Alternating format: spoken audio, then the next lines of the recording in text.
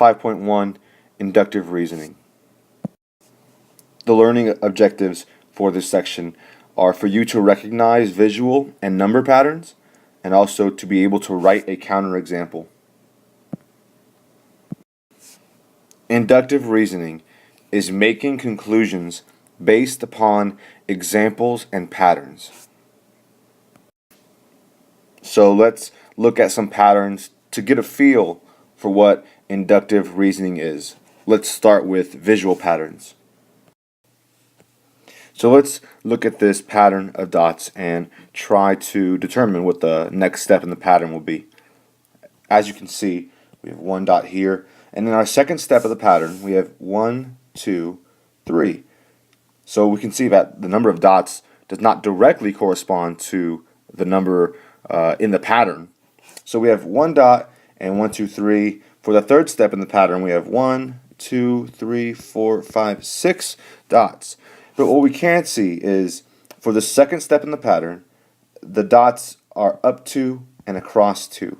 For the third step in the pattern, we have 1, 2, 3 up, 1, 2, 3 across.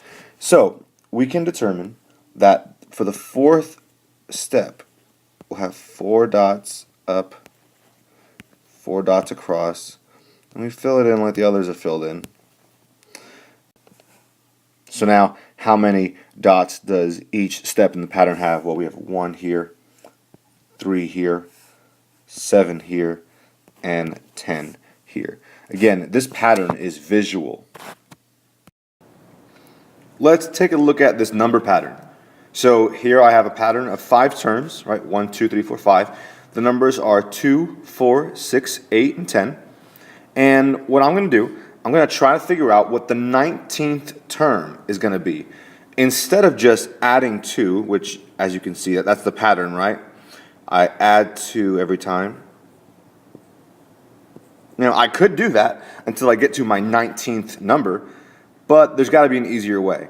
So looking at the pattern, I know I add by 2, but also, if I think in terms, I have my first term, second term, third term, fourth term, and fifth term. Let's look at the relationship between the terms and the number. On my first term, the number is 2. On my second term, the number is 4. Third term, 6. Fourth term, 8. And the fifth term, 10. Do you see the pattern? I just multiply by 2. If I multiply my term by 2, I get my number. So my first term is 1. So 1 times 2 is 2. 2 times 2 is 4. 3 times 2 is 6. 4 times 2 is 8.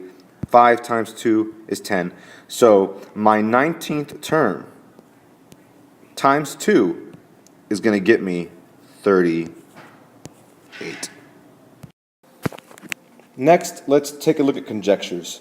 A conjecture is an educated guess that is based on examples in a pattern. So let's take a look at this algebra problem to help us better understand what a conjecture is. I'm actually going to solve this problem a few different times using different values for x to try to develop a conjecture. So let's use 1 for x. So if x equals 1, then m equals 1 minus 1, 1 minus 2, and 1 minus 3, which is 0 times negative 1 times negative 2. Now, 0 times negative 1 times negative 2 is 0. Let's solve this again, but using a different number for x. Let's just use 2. So m equals 2 minus 1, 2 minus 2, 2 minus 3. Going to have 1 here, 0,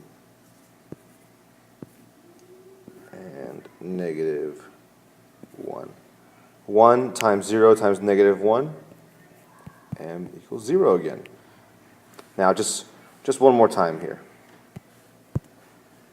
Let's use 3 for x.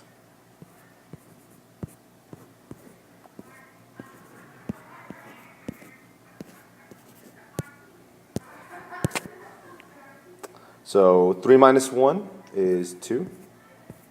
3 minus 2 is 1. And 3 minus 3 is 0. Again, as you can probably tell, going to get 0. 2 times 1 times 0 is 0. So the conjecture might be that no matter what I use for x, no matter what x has a value for, m is going to equal 0. Right? So that's a conjecture based on a pattern. Every time we've done this, it's been 0. But, again, a conjecture is just an educated guess. Look what happens when I use 4 for x.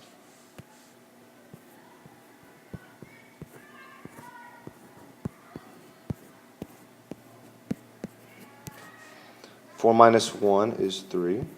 4 minus 2 is 2.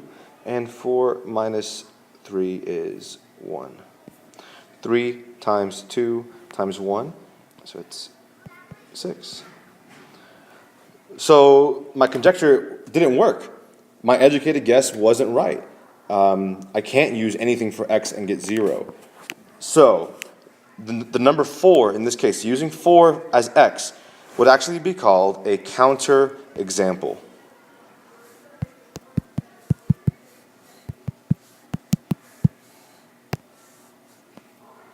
A counter example. A counter example is an example that disproves a conjecture. So for this example, let's look at some polygons and their diagonals. I'm going to try to make diagonals coming from one vertex. So in this case of this triangle here, I actually can't make a diagonal. A diagonal has to go from one vertex to another vertex, and I can't do that on a triangle because that's just the sides of the triangle. But I can do this here on my square, right? The diagonal goes from one vertex to the other vertex.